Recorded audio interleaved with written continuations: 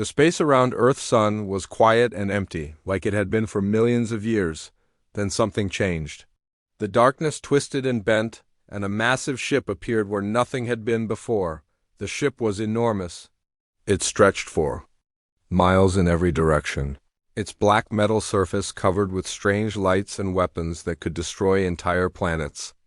This was the Hegemony's Voice, flagship of the Galactic Council, and it had come to Earth with a message. Inside the giant ship, Arbiter Zexthai stood on the command bridge looking at the small blue planet through the main viewing screen.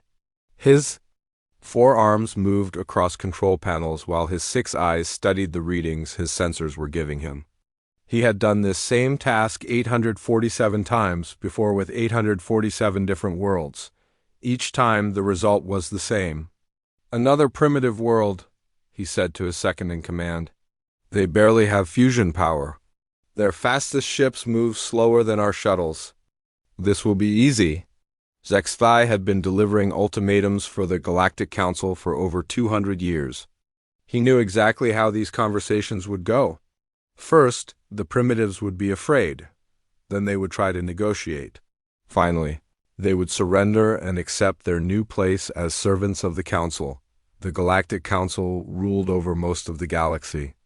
They had been in power for 3 centuries, controlling 847 different species across thousands of worlds. Their method was simple and effective. When they found a new species that might become a threat, they sent a fleet to make demands. Those who obeyed lived as slaves. Those who refused were destroyed completely. Earth was just another planet, full of dangerous creatures that needed to be controlled. The humans had developed nuclear weapons and space travel faster than most species. If left alone, they might become a real problem in a few hundred years. Better to deal with them now while they were still weak. "Begin the transmission," Zexthai ordered. "Standard ultimatum protocol." The communication officer, a being with tentacles instead of arms, activated the ship's most powerful transmitters. The message would reach every radio, television, and computer on Earth within minutes. "People of Earth," Zexthai began, his voice being translated into every human language. "I am Arbiter Zexthai of the Galactic Council. Your world has been evaluated and found to be a potential threat to galactic peace and stability. On Earth, billions of humans stopped what they were doing to listen to the impossible voice coming from their radios and televisions. In homes, offices, military bases, and government buildings, people stared at screens showing the massive alien ship hanging in space near their moon. Your species shows aggressive tendencies and rapid technological development, the alien voice continued. Left unchecked, you will become a danger to peaceful civilizations throughout the galaxy. Therefore, the Council has decided to bring you under our protection and guidance. President Maria Santos sat in the Situation Room deep beneath the White House, surrounded by generals, scientists, and advisors. She had been expecting this day for 60 years, ever since radio telescopes first detected artificial signals from other star systems. The government had prepared for first contact, but not like this. "The terms of your integration into the Galactic Council are non-negotiable," Zexthai's voice echoed through the bunker. "First, your global population must be reduced to sustainable levels, 2 billion humans maximum. The excess population will be relocated to work colonies on other worlds." General Harrison, head of the newly formed United Earth Defense Force, clenched his fists. Relocated was obviously a polite way of saying killed. These aliens were talking about murdering 5 billion people as casually as discussing the weather. "Second," the transmission continued, "all military forces must surrender their weapons to Council peacekeepers. Your nuclear arsenal, space vessels, and advanced technology will be confiscated to prevent future aggression." Admiral Sarah Chun, commander of Earth's secret space fleet, smiled grimly. The aliens had no idea what humanity's real military capabilities were. For 60 years, Earth's governments had been preparing for this moment. The ships and weapons they could see were just the tip of the iceberg. Third, your world will provide tribute to the Council. 60% of your planet's resources will be harvested annually to support the greater galactic community. This includes metals, food, water, and manufactured goods. Dr. Elizabeth Warren, head of the Advanced Physics Search Division, shook her head. The aliens were demanding that humanity become slaves. They wanted to take most of Earth's resources, kill most of its people, and force the survivors to work for their conquerors. You have 72 standard hours to accept these terms, Zexthai announced. Failure to comply will result in the complete sterilization of your planet. This is not a negotiation. This is your only chance for survival. The transmission ended, leaving Earth in stunned silence. Then the panic began. On the hegemony's voice, Zexthai settled back in his command chair and waited. This was always the most interesting part. Some species immediately surrendered. Others tried to fight with primitive weapons before giving up. A few attempted to negotiate for better terms, not understanding that the Council never compromised. "Sir," his communications officer reported, "we're receiving thousands of transmissions from the planet. Most appear to be distress calls and surrender offers from individual governments." "As expected," Zexthai replied. "Any response from their primary leadership?" "Not yet, sir. Though our sensors are detecting increased military activity across the planet. Their fusion reactors are powering up, and several primitive spacecraft are leaving their orbital stations." Zexthai laughed, a sound like grinding metal. "Let them scramble. Their entire military could not damage one of our escort ships. Continue monitoring and prepare the standard response for any aggressive action." What Zexthai did not know was that humanity had been preparing for this exact scenario for decades. The moment radio telescopes detected signs of galactic civilization, secret programs had begun developing technologies that did not officially exist. While the world's attention focused on conventional space programs and military forces, the real work happened in hidden laboratories, deep underground, and in secret facilities on the far side of the moon. Admiral Chun stood in the command center of Omega Base, built inside a hollowed-out asteroid in Earth's outer solar system. Around her, hundreds of technicians worked at stations monitoring the most advanced technology humanity had ever created. "Status report," she ordered. "All stealth systems are operational," reported Commander Torres. "The alien sensors show no indication they've detected our real fleet positions. Quantum manipulation drives are fully charged," added Dr. Kim from the physics station. "We can maintain dimensional phase for up to 6 hours of combat operations." "Exotic matter weapons are armed and ready," confirmed Weapons Officer Jackson. "Gravitational disruptors, quantum torpedoes, and phase cannons are all green across the board." Admiral Chun nodded. For 60 years, humanity's best scientists had worked in absolute secrecy to develop weapons and defenses based on theoretical physics that most of the world thought was still science fiction. They had assumed that any alien civilization capable of interstellar travel would be centuries or millennia ahead of human technology. The only way to survive would be to leap ahead in understanding of the fundamental forces of the universe. The breakthrough had come 30 years ago, when Dr. Marcus Webb successfully created the first stable exotic matter in his laboratory. From there, human science had advanced at an incredible pace, developing technologies that seemed like magic even to the people who built them. "Sir," the communications officer interrupted Chun's thoughts, "we're receiving a priority transmission from Earth Command." President Santos appeared on the main screen, looking tired but determined. "Admiral, the alien ultimatum is exactly what we expected. Are your forces ready?" "Yes, Madam President. All units are in position and awaiting orders." "Then proceed with Operation Prometheus. Show these aliens what happens when they threaten Earth." Chun turned to her crew. "You heard the President. Begin Phase 1. Make them think we're panicking." Across Earth's solar system, hidden human ships began to move, but only the old, obvious ones that the aliens could see. Nuclear-powered vessels that looked primitive and desperate launched from Earth's moon and Mars bases. They headed straight for the Galactic Council fleet in what appeared to be a hopeless attack on the hegemony's voice. Alarms began sounding as sensors detected the approaching human ships. "Sir," the tactical officer reported. 23 primitive vessels are approaching our position at maximum velocity. They appear to be armed with nuclear weapons and kinetic projectiles. Zexthai sighed. This was the most boring part of any conquest. The primitives always tried one desperate attack before surrendering. Activate point defense systems. Destroy them all. Make it quick and clean so the survivors understand the futility of resistance. The Council's defensive weapons fired and the human ships exploded in brilliant flashes of light. It was over in minutes. Not one human vessel survived to return. To Earth, excellent, Zexthai said. Now transmit the standard message about the consequences of aggression. Their leaders should be ready to surrender within the hour. But instead of surrender, Earth sent a very different message. Admiral Chun's face appeared on the main screen of the hegemony's voice, her expression calm and confident. Arbiter Zexthai, she said. This is Admiral Sarah Chun of the United Earth Defense Force. We have received your ultimatum and considered your terms. Zexthai leaned forward in his chair. Most primitive leaders were terrified during first contact. This human showed no fear at all.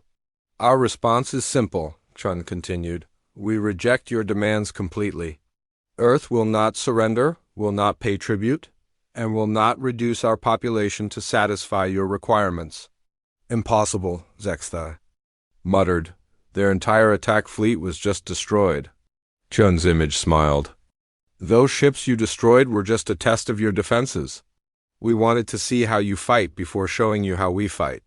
Thank you for the demonstration. The alien commander felt something he had not experienced in 2 centuries of conquest. Confusion. You cannot be serious. Your civilization barely has fusion power. You pose no threat to the Galactic Council. You're absolutely right, Chun replied. We are no threat to your council. We are something much worse. We are the end of your council. We are the death of everything you represent. And in approximately 10 minutes, we are going to demonstrate exactly why you should never have come to our star system. The transmission ended, leaving Zexthai staring at a blank screen. Sir, his sensor officer called out, I'm detecting massive energy readings throughout the system, sources unknown. The signatures don't match any known technology. For the first time in his long career, Arbiter Zexthai felt afraid. Admiral Chen's transmission ended, and the bridge of the hegemony's voice fell silent. Zexthai stared at the empty screen where the human woman's confident face had been moments before. In 200 years of delivering ultimatums for the Galactic Council, no primitive species had ever spoken to him with such certainty. Sir, the communications officer said nervously, should we prepare the planetary bombardment systems? Zexthai's 4 arms moved across his control panels as he considered the situation. The humans had just lost their entire visible fleet in minutes. Their planet had no significant defenses that his sensors could detect. Yet their military leader had spoken as if she held all the advantages. Not yet, he decided. Let's see what these primitives think they can do. All ships maintain current positions but raise shields to 50%. Activate long-range sensors. I want to know about every piece of debris larger than a pebble in this system.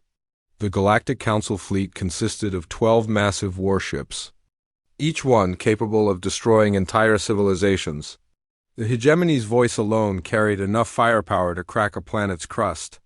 Surrounding it were 11 escort vessels, their weapons trained on the small blue world hanging in the darkness. What the aliens did not realize was that Earth had been expecting them for 60 years.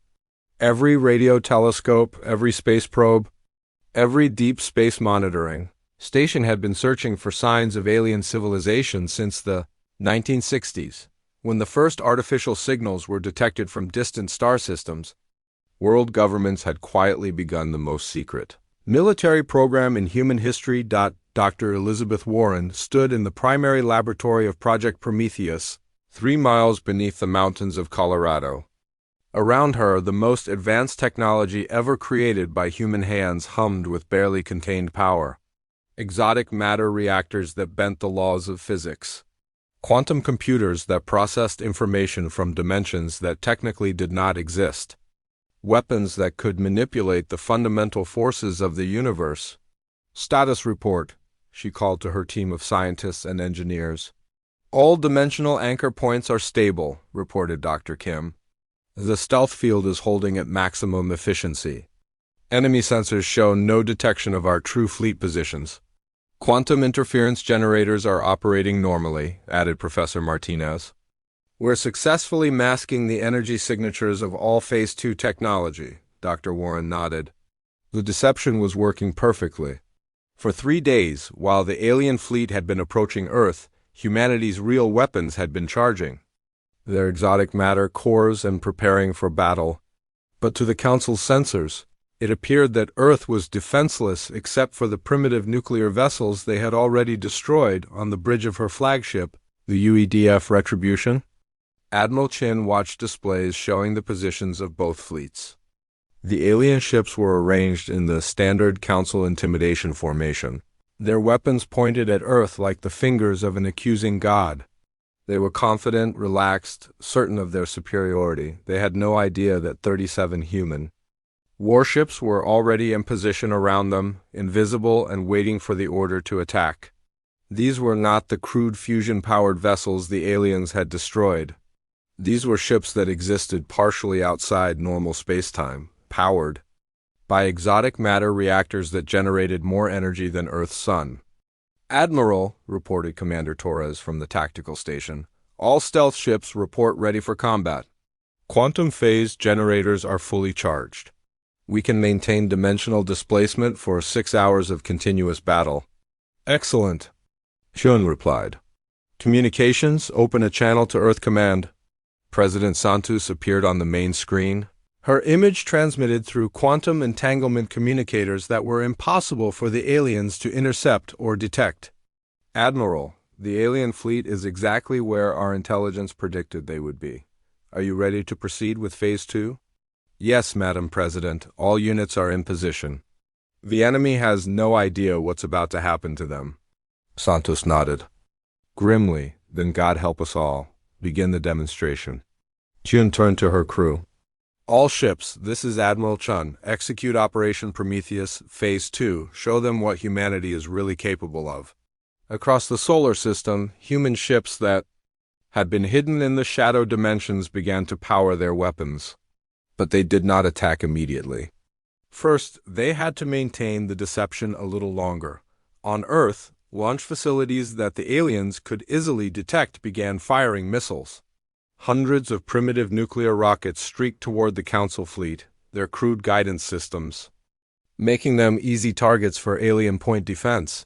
Sir, the tactical officer on the hegemony's voice reported, massive missile launch from the planet's surface. Estimated 1,200 nuclear warheads inbound. Zextai laughed. 1,200? These primitives are more desperate than I thought. Activate all point defense systems. Show them how futile their weapons are. The Council fleet's defensive.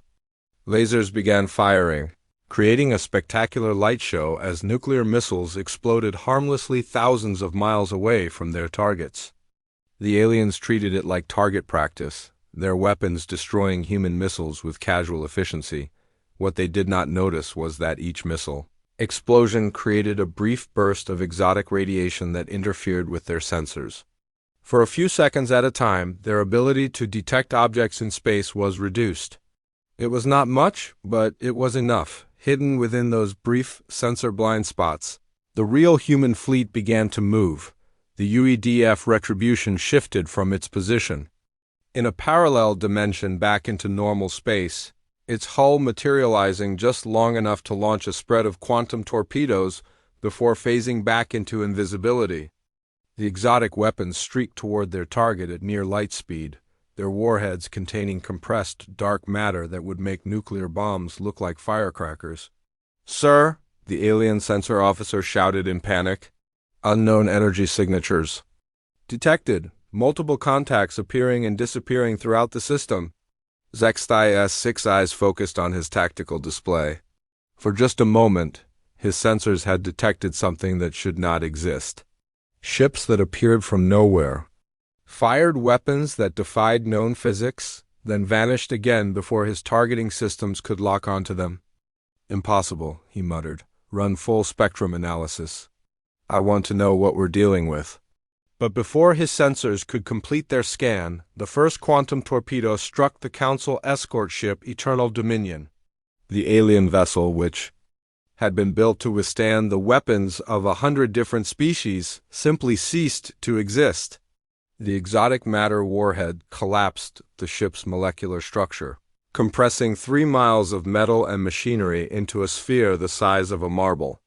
Before the compressed matter finally exploded in a burst of pure energy. "What just happened?" Zexthai demanded.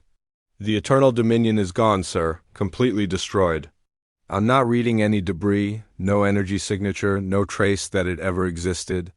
Before the aliens could react, a second human ship decloaked directly. Above the Council cruiser Galactic Pride, the UEDF Vengeance was half the size of the alien vessel, but it radiated energy readings that made the Council's most sensitive instruments scream warnings. "All weapons fire," the alien captain ordered. The Council ship's primary cannons, each one capable of destroying a city, fired at point-blank range. But the human ship's shields were not made of normal matter. They existed in a state of quantum flux, simultaneously present and absent in normal spacetime. The alien weapons passed harmlessly through the shields as if they were firing at empty space. The Vengeance returned fire with a single shot from its phase cannon. The exotic energy beam passed through the alien ship's shields and armor as if they did not exist, then reappeared inside the vessel's reactor core. The Galactic Pride exploded from within, its own power source turned against it, by human technology that operated on principles the Council had never discovered. 2 ships. "Down!" Zexthai roared. "All vessels, maximum alert! Deploy graviton mines and activate quantum scramblers." But the Council's countermeasures were designed to work against conventional technology. Human ships that existed partially outside normal dimensions were not affected by graviton mines. Quantum scramblers could not interfere with exotic matter, reactors that drew their power from parallel universes. A third human vessel, the UEDF Prometheus, materialized directly in front of the Council destroyer Final Justice. But instead of firing weapons, it activated a gravitational manipulation device that created a localized black hole. The alien ship was stretched apart at the molecular level as the artificial singularity pulled it in different directions simultaneously. "Sir," the communications officer reported, his voice shaking with fear, "I'm receiving priority transmissions from all escort vessels. They're requesting immediate reinforcements and asking how they should fight enemies that don't follow the laws of physics." Zexthai felt something he had not experienced in centuries: pure terror. The humans were not just defeating his fleet. They were destroying Council ships using technology that should not exist, weapons that ignored shields and armor. Ships that could appear and disappear at will, energy sources that generated more power than entire star systems.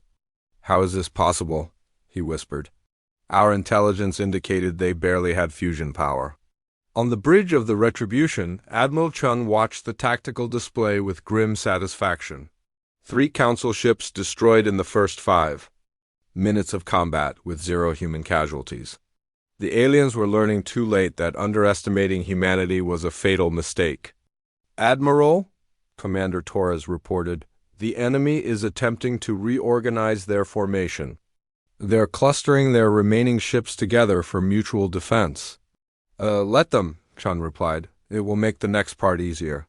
All ships, prepare for final phase, target their flagship." The UEDF fleet began to decloak around the hegemony's voice. 37 human warships materialized in a perfect sphere around the massive alien vessel, their exotic weapons trained on their target from every direction. For the first time in his career, Arbiter Zexthai found himself completely outmatched. His mighty flagship, pride of the Galactic Council fleet, was surrounded by enemies using technology that made his most advanced weapons look like stone axes. "This is Admiral Chun," came the transmission from the human flagship. "Arbiter Zexthai, you came to our system to deliver an ultimatum. Now we have one for you. Surrender immediately and we will consider allowing some of your crew to survive. Long enough to deliver a message to your council. Zexthias' hands trembled as he realized the full scope of the deception. Humanity had never been primitive. They had been preparing for this confrontation for decades, developing weapons that operated on principles his civilization had never even discovered.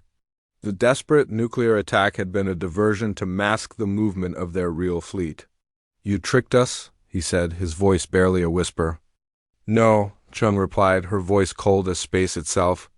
"We simply let you see what you expected to see.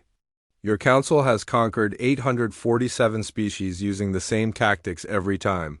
Show overwhelming force, demand surrender, destroy anyone who resists. You became predictable. And predictable enemies are dead enemies."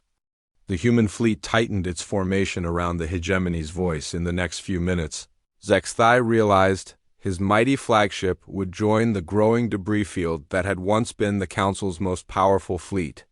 But first, the humans wanted him to understand exactly how completely he had been outmaneuvered. The space around the hegemony's voice looked like a graveyard. Where 12 proud Council warships had been minutes before, now only twisted metal and glowing energy clouds remained. The flagship hung alone in the darkness, surrounded by 37 human vessels that seemed to bend light around their hulls. Arbiter Zexthai stood frozen on his command bridge, his forearms gripping the sides of his chair as he tried to understand what had happened to his fleet. The most powerful military force the Galactic Council had ever assembled had been destroyed in less than 20 minutes by a species that was supposed to be primitive. "Sir," his tactical officer whispered, "all escort vessels are gone. We're detecting no survivors, no escape pods, no distress beacons. It's like they were completely erased from existence." Admiral Chun's voice echoed through the alien ship's communications system. "Arbiter Zexthai, this is your final warning. Surrender now, or share the fate of your escort fleet." Zexthai looked at his weapons officer, a being with 6 arms and scales instead of skin. "Can we fight them?" The officer's scales had turned pale with fear. "Sir, our weapons cannot penetrate their shields. Our sensors cannot track their movements. They appear and disappear at will, and their energy weapons ignore our armor completely. We have no tactical options remaining." "Then we run," Zexthai decided. Emergency jump to hyperspace. Maximum speed back to Council space. "I'm trying, sir," the navigation officer reported, "but something is interfering with our jump drive. The hyperspace field is unstable. We cannot achieve translation." On the human flagship Retribution, Admiral Chun watched her tactical display with cold satisfaction. Her ship's exotic matter generators were creating a localized distortion in spacetime that made hyperspace travel impossible. The Council ship was trapped in Earth's solar system with no way to escape. "Admiral," Commander Torres reported, "the enemy vessel is attempting to break free of our dimensional anchor. Their engines are at maximum power." "Let them try," Chun replied. "They're not going anywhere. Communications, open a channel to all human ships." The faces of 36 other human captains appeared on the main screen, men and women who commanded the most advanced warships ever built by human hands. They had trained for this moment their entire careers, preparing to face an enemy that had conquered nearly 1,000 worlds. "Captains," Chun announced, "you have all performed brilliantly. The Council fleet has been neutralized with 0 human casualties. Now we begin the final phase of Operation Prometheus. The alien flagship contains information we need about Council military strength, fleet positions, and member species. We're going to take that ship intact." Captain Morrison of the UEDF Nemesis spoke first. "Admiral, our boarding pods are ready. Quantum phase technology will allow us to penetrate their hull without causing structural damage." "Excellent." Chun nodded. "Captain Torres, begin the boarding operation. I want their computer systems intact and their senior officers alive for interrogation." On the hegemony's voice, alarms began screaming as sensors detected small objects materializing inside the ship's corridors. The Council crew watched in horror as human soldiers appeared from nowhere, their armor allowing them to phase through. Solid metal walls, intruders on all decks. The security officer shouted, "They're inside our most secure areas." How is this possible? Zek's thigh drew his plasma weapon, a sidearm capable of melting through battle armor. All crew, repel boarders, fight for the honor of the Council. But the human Marines were not using normal technology. Their armor existed in a state of quantum flux, making them nearly impossible to hit with conventional weapons. When Council security forces fired at them, the energy beams passed through their targets as if they were shooting at ghosts, the humans. Meanwhile, carried weapons that fired concentrated bursts of exotic matter. When these projectiles struck Council soldiers, they did not simply kill them. They converted their target's mass directly into energy, leaving nothing behind but a bright flash of light. Lieutenant Sarah Kim led the assault team heading for the ship's main computer core. Her squad of 12 Marines moved through the alien corridors like phantoms, their phase armor allowing them to walk through walls and doors as if they did not exist. "Contact front," reported Sergeant Williams as they encountered a group of Council guards, 20 hostiles blocking access to the computer center. The alien soldiers were members of different species, all united in their service to the Council. They had weapons designed to fight the wars of a dozen different worlds. But none of their technology worked against enemies that could become incorporeal at will. "Neutralize them," Kim ordered, "non-lethal if possible. We want prisoners for intelligence gathering."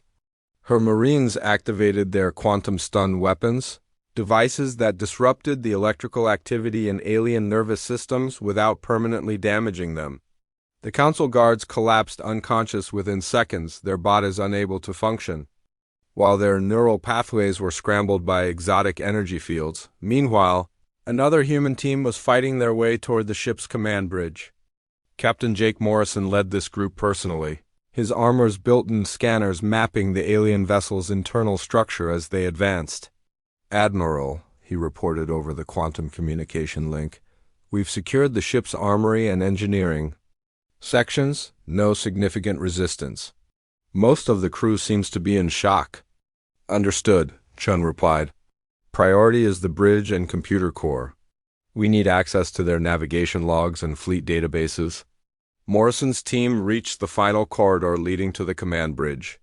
Behind massive blast doors, they could hear the sounds of alien voices shouting orders and preparing defenses.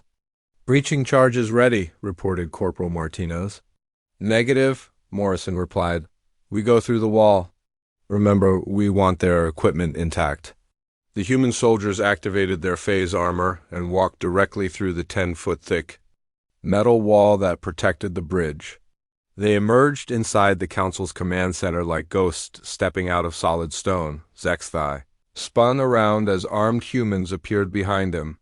His plasma weapon was in his hand, but he could not bring himself to fire. These creatures had just destroyed his entire fleet and walked through his ship's strongest defenses as if they were made of paper. "Drop your weapons," Morrison ordered, his voice amplified by his armor speakers. "Surrender now, and you will be treated according to the Geneva Conventions." "What are the Geneva Conventions?" Zek's thigh asked. "Rules for how to treat prisoners of war," Morrison explained. "Your species apparently never developed the concept. We did. It's one of the many differences between us." The alien commander looked around his bridge. His crew of 30 officers from a dozen different species were all staring at the human soldiers with a mixture of fear and fascination. These were the primitives they had come to conquer. "I surrender," Zek's thigh said, dropping his weapon. "But I demand to know how this is possible. Our intelligence indicated your species had barely achieved spaceflight." "Your intelligence was wrong," Morrison replied. "We've been spacefaring for over a century. More importantly, we've been preparing for your arrival for 60 years. On the other side of the ship, Lieutenant Kim's team had reached the main computer core. The chamber was enormous, filled with crystalline data storage devices that contained the accumulated knowledge of a galactic civilization. "Beautiful," Kim whispered as she looked at the alien technology. "Dr. Warren, are you receiving this?" Dr. Warren's voice came through the quantum link from her laboratory on Earth. Confirmed, Lieutenant. I'm seeing data storage capacity that exceeds our most optimistic estimates. If we can access those systems, we'll learn everything the Council knows about galactic civilization. Kim connected her team's quantum computers to the alien data core. Human technology that operated on principles the Council had never discovered began breaking through their security systems in minutes. "We're in," reported Specialist Jackson. "Downloading star charts, fleet positions, species databases, military protocols, political structures, economic data, and communication codes. This is incredible. We're getting intelligence on nearly 1,000 different worlds." Admiral Chun smiled as the reports came in from her boarding teams. In less than an hour, humanity had captured more information about the galaxy than they could have gathered in centuries of exploration.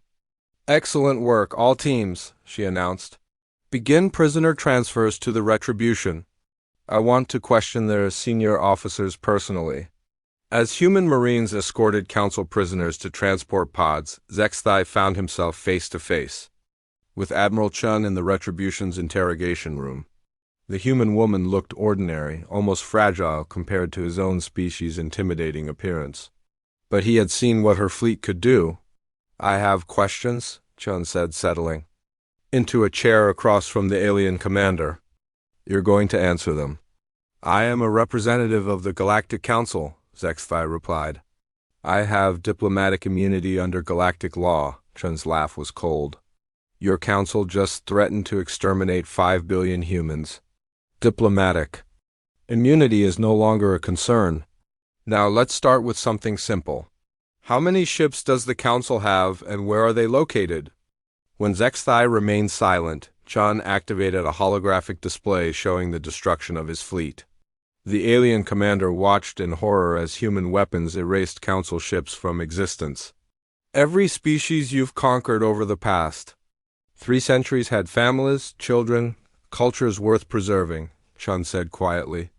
"Your council decided they were expendable. Now I'm deciding the same thing about your civilization." She leaned forward, her eyes hard as diamonds. "The only question is whether you're going to help me do it efficiently, or whether I'm going to have to figure it out the hard way. Either way, the council is finished. The only variable is how many of your people die before it's over." Zexthai looked at the human woman and realized that his species had made a terrible mistake. They had not encountered a primitive civilization. They had awakened something that had been waiting patiently for them to arrive, something that was very, very angry. "What do you want to know?" he whispered. Admiral Chun smiled. "Everything." 3 months after the destruction of the Council fleet in Earth's solar system, the galaxy began to change in ways that no one understood. Ships went missing. Entire fleets vanished without sending distress signals. Communication networks that had operated for centuries suddenly went silent on the Council homeworld of Nexus Prime. Emergency Chancellor Vorthak stood in the Crisis Command Center, surrounded by displays showing the slow collapse of galactic civilization. Red indicators marked star systems that had stopped responding to communications. Yellow warnings showed trade routes where merchant vessels had disappeared. The pattern made no sense. "Report," he ordered his intelligence chief, a creature with 4 heads that could process information from multiple sources simultaneously. "Chancellor," the being replied, its voices speaking in harmony, "we have lost contact with 47 star systems in the past month. The pattern appears random, but analysis suggests a coordinated assault by an unknown enemy using technology we cannot identify." "Unknown enemy?" Vorthak's tentacles writhed with frustration. "Who has the capability to attack Council territory?" "We control 847 species across the galaxy. Our military is the strongest force in known space." What the Chancellor did not know was that his strongest force in known space was being systematically hunted to extinction by an enemy that had learned everything about Council operations from the captured databases of the Hegemony's Voice. Admiral Chun stood on the bridge of her flagship, now called the UEDF Retribution, as it emerged from hyperspace near the Kepler system. Around her, a fleet of 50 human warships materialized from the shadow dimensions where they had been hiding during their journey across the galaxy. "Target analysis complete," reported Commander Torres. "Council fleet composition: 1 heavy cruiser, 4 destroyers, 12 escort vessels. They're patrolling the outer system, following standard Council security protocols." "Perfect," Chung replied. "They're exactly where our intelligence said they would be. Communications, transmit the surrender demand."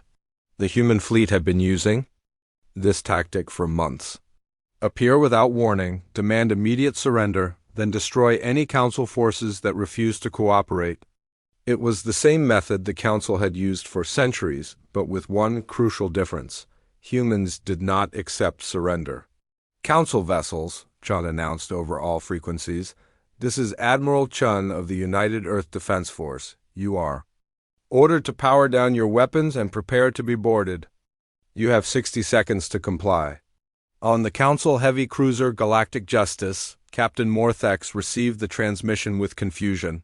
His 4 eyes studied the sensor readings, trying to understand what he was seeing. The unknown ships appeared to be using technology that defied the laws of physics. "Sir," his tactical officer reported, "I'm reading energy signatures that don't match any known species in our database. The enemy vessels appear to be partially phased out of normal." "Space, impossible," Morthex replied. "No species has that technology. Send a priority transmission to Nexus Prime. Report that we are under attack by unknown forces using exotic weapons." But before the transmission could be sent, human quantum scramblers jammed all Council communications. The alien fleet found itself cut off from the rest of galactic civilization, alone in space with enemies they could not understand. 60 seconds have elapsed," Chun announced. "You chose to fight, so be it." The human fleet attacked with the same devastating efficiency they had shown at Earth. Council ships that had never been defeated in battle were erased from existence by weapons that operated on principles their creators had never discovered. Exotic matter warheads collapsed enemy vessels into singularities. Phase cannon beams passed through shields and armor to destroy targets from within. The battle lasted 8 minutes. When it was over, 17 Council warships had been reduced to glowing clouds of elementary particles, and the Kepler system belonged to humanity. "Excellent work," Chun told her captains over the quantum communication network. "Begin salvage operations. I want every piece of Council technology analyzed and added to our database." This was the pattern that had been repeated dozens of times across the galaxy. Human fleets would appear without warning at Council strongholds, destroy everything they found, and vanish before reinforcements could arrive. Each victory provided more intelligence about Council operations, making the next attack even more effective. Dr. Elizabeth Warren worked in her laboratory on Luna, analyzing data from the latest battle. The quantum computers around her processed information faster than entire civilizations could think, turning raw intelligence into tactical advantages. "Admiral," she reported over the secure channel, "analysis of Kepler system records shows 3 major Council fleet bases within 50 light years. The aliens are pulling their forces back toward their core worlds, but they're still following predictable patterns." "Understood," Chung replied from her ship. "We'll hit all 3 bases simultaneously." That should convince them that nowhere is safe. What the Council did not realize was that humanity had not just captured 1 ship's worth of intelligence. When human hackers had penetrated the hegemony's voice computer systems, they had gained access to the Council's entire communication network. Every message, every fleet movement, every strategic decision was being monitored by human intelligence services. President Santos met with her military advisors in the Situation Room beneath the White House. On the main screen, holographic displays showed the progress of humanity's secret war against the Galactic Council. "Status report," she ordered. "General." Harrison consulted his tablet. "Madam President, our fleets have destroyed 340 Council vessels in the past 3 months. We've eliminated their presence in 47 star systems and captured enough intelligence to plan operations for the next 2 years. Casualties?" Santos asked. "0. Human losses," Admiral Parker reported. Our technology advantage is so overwhelming that Council forces cannot effectively fight back. They can't hit what they can't see, and they can't damage what they can't understand. Good, Santos nodded. But we need to accelerate the timeline. Intelligence suggests the Council is starting to realize the scope of the threat they're facing. They're pulling their fleets back to defend their core worlds. Dr. Warren appeared on another screen, transmitting from her lunar laboratory. Madam President, I believe we're ready for Phase 3 of Operation Prometheus. Our manufacturing facilities have produced enough ships and weapons to launch simultaneous attacks on all major Council strongholds. How many ships? Santos asked. 2,000, Madam President. Each one equipped with the most advanced exotic matter weapons and defensive systems we've ever built. The Council won't know what hit them. On Nexus Prime, Chancellor Vorthak paced through the Council's war room as reports continued to arrive from across the galaxy. His species had ruled galactic civilization for 3 centuries, but now everything was falling apart. Chancellor, his military advisor announced, we've lost contact with the Kepler Vega and Centauri systems. All 3 fleet bases are gone. No survivors, no distress signals, no evidence of what happened to them. How many ships? Vorthek demanded. 67 vessels, sir, including 3 heavy cruisers and the battleship Eternal Victory. Vorthak's tentacles trembled with rage and fear. The Eternal Victory had been one of the Council's most powerful warships, capable of destroying entire civilizations. If something could eliminate it without even sending a distress call, then no Council force was safe. Sir, another aide interrupted. We're receiving reports of similar attacks in the Orion, Perseus, and Sagittarius sectors. It appears to be a coordinated assault by the same unknown enemy. This is impossible, Vorthak whispered. No single species has the resources to attack us simultaneously across the entire galaxy. We would have detected the construction of such a massive fleet. What he did not understand was that humanity had not built their fleet in space where it could be detected. Human shipyards operated in parallel dimensions, invisible to Council sensors. The exotic matter used in human technology was manufactured in laboratories that existed partially outside normal spacetime. Admiral Chun stood in the command center of Omega Base, humanity's primary military facility hidden inside a fold in spacetime near Earth's solar system. Around her, displays showed the positions of 2,000 human warships as they prepared for the largest military operation in human history. All fleet commanders, this is Admiral Chun, she announced over the quantum communication network. Operation Prometheus Phase 3 is now active. You have your targets, you know your objectives. The Galactic Council has ruled the galaxy for 3 centuries through fear and intimidation. Today, that ends. The response came from 2,000 ship captains simultaneously. Understood, Admiral.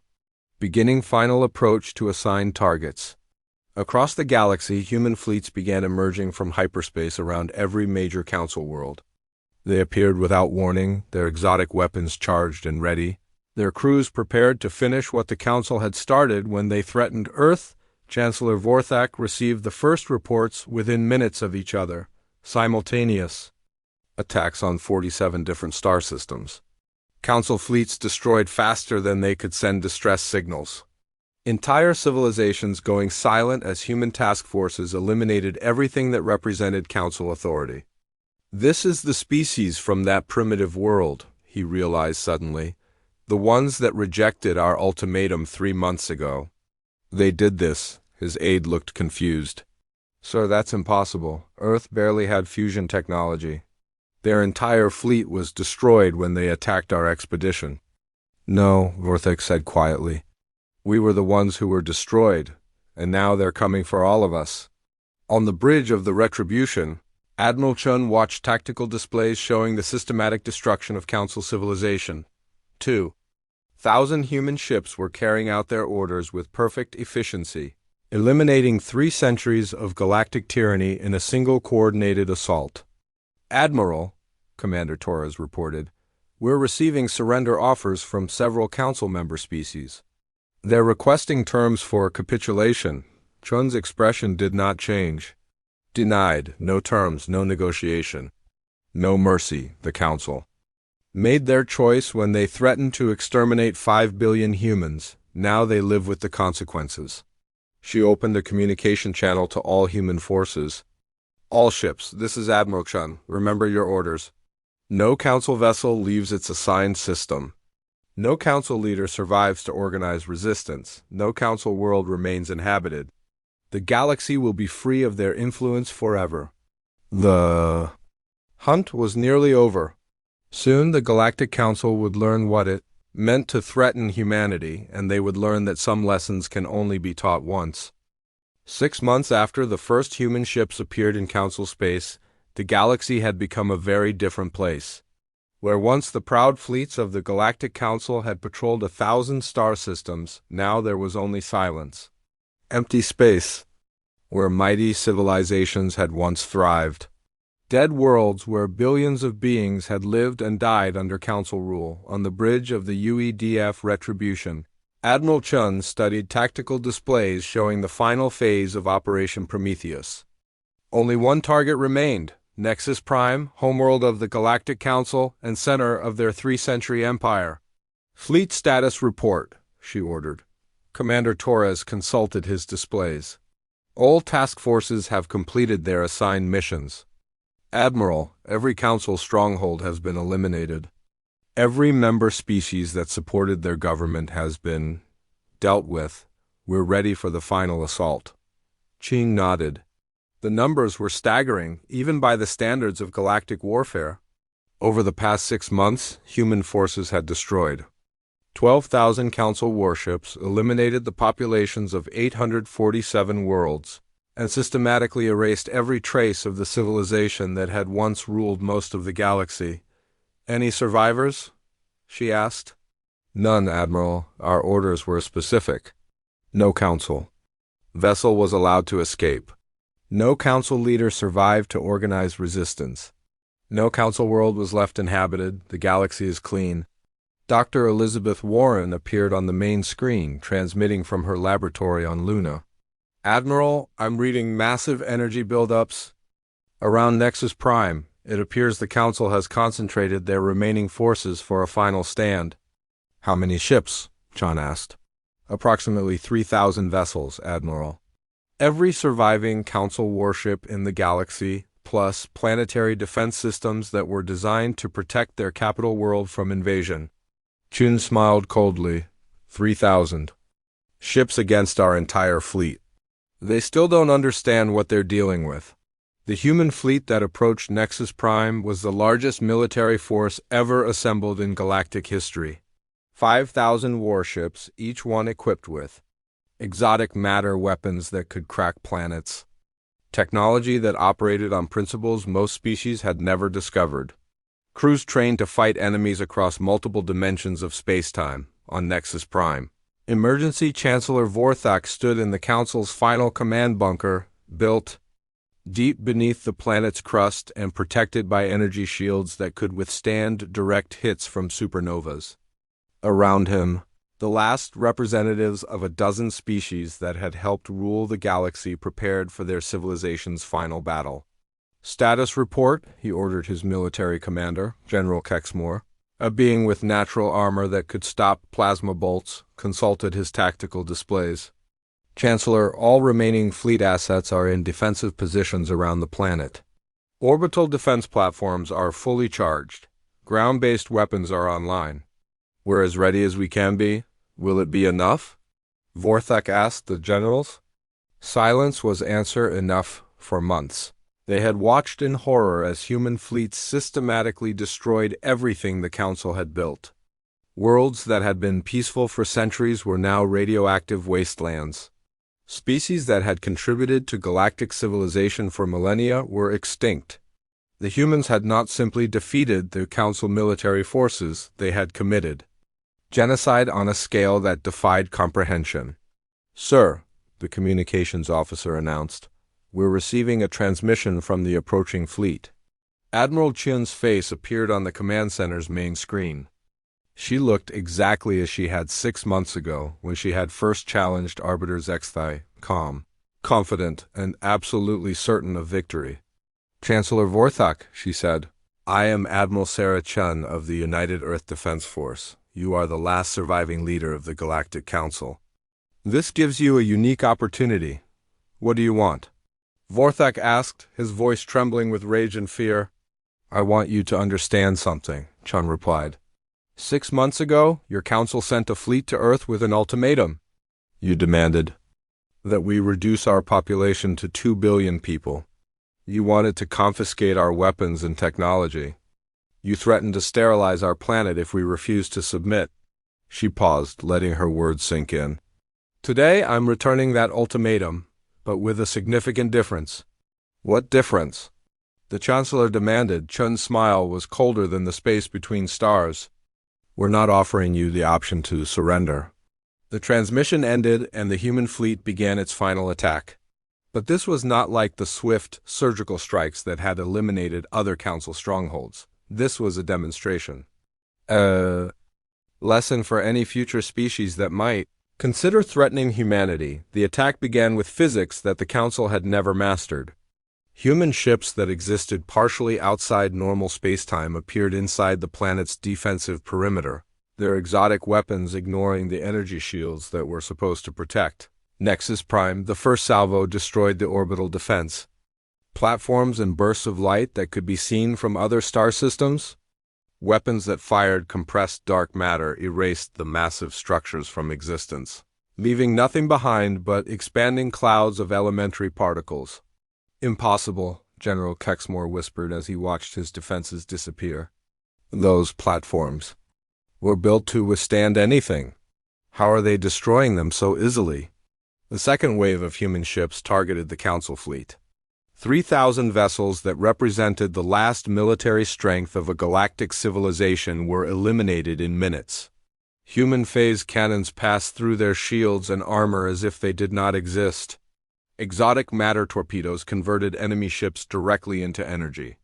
Gravitational weapons created localized black holes that consumed entire squadrons. All fleet units destroyed? The tactical officer reported, his voice hollow with shock. We have no remaining space assets. The planet's surface defenses are all that's left. But the surface defenses of Nexus Prime had been designed to fight conventional enemies using normal physics. Against human weapons that operated on quantum principles, they might as well have been throwing rocks.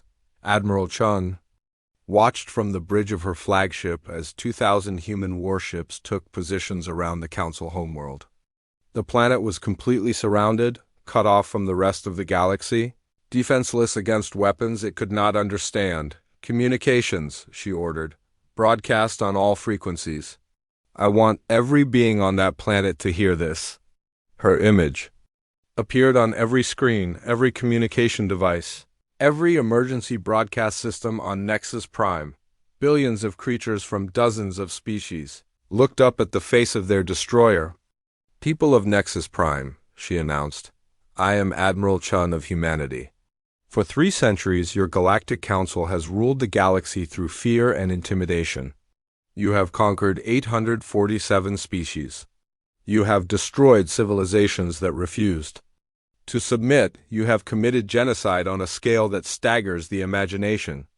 In his bunker, Chancellor Vorthak listened to the human woman's words and felt the weight of history pressing down on him.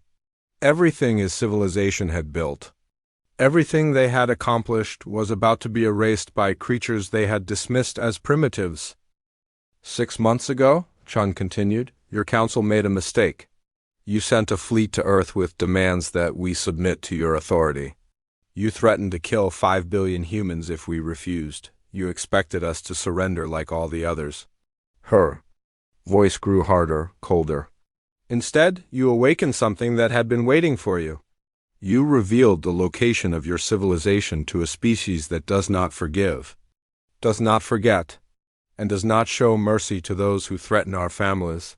The orbital bombardment began without warning. Human weapons that could manipulate the fundamental forces of the universe struck the planet's surface with the power of dying stars, but this was not random destruction. It was precise, calculated. designed to eliminate every trace of Council civilization while leaving a message for the rest of the galaxy. Cities that had stood for millennia were vaporized in seconds.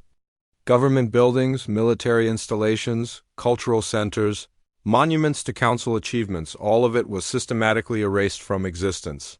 The humans were not just destroying the planet's population, they were eliminating its history. "This is impossible," Vorthik whispered as his command bunker shook under the assault. "No species has weapons like this. Where did they get this technology?" The answer came from Dr. Warren, whose voice was broadcast across all remaining Council communication channels. "You want to know how we developed weapons that could destroy your civilization?" she asked. "Simple. We had 60 years to prepare for your arrival, and we knew you were coming." "60 years?" Vorthak asked. "We detected artificial signals from your civilization in the 1960s, Warren explained. "We knew that eventually you would find Earth and try to conquer us like you conquered everyone else. So we prepared. We developed technology that would let us not just survive your attack, but destroy you completely." The bombardment continued for hours. Human weapons reached deep into the planet's crust, seeking out every bunker, every shelter, every place where Council survivors might be hiding. The exotic matter warheads did not simply destroy, they converted matter directly into energy, ensuring that nothing organic could survive. "Chancellor?" Vorthak felt his bunker's walls beginning to fail as human weapons penetrated deeper into the planet's core. Around him, the last representatives of Council civilization prepared for death. "Admiral Chung," he transmitted on emergency frequencies, "I surrender. The Council surrenders. Please show mercy to the survivors." Chun's response came immediately. "Mercy? You mean like the mercy you showed the 847 species you conquered? Like the mercy you were planning to show humanity when you threatened to sterilize our planet?" The bombardment intensified. Human weapons began targeting the planet's geological structure, creating fault lines that would tear the world apart. From within, "This is Admiral Chun to all human forces," came the final transmission. "Operation Prometheus is complete. Every Council world has been eliminated. Every Council fleet has been destroyed.